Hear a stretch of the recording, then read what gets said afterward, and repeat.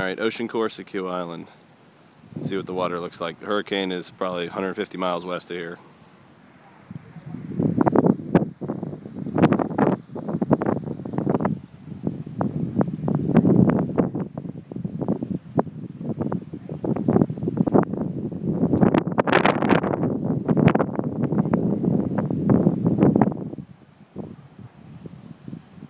There's surfers out there straight out.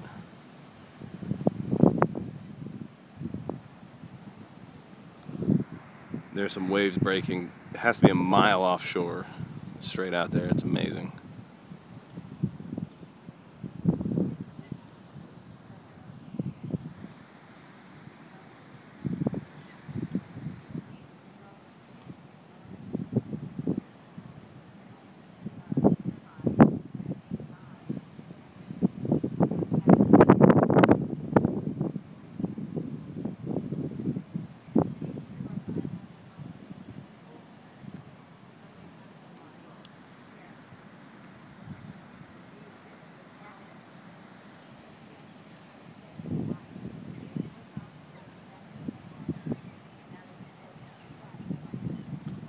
There it is. It looks ferocious.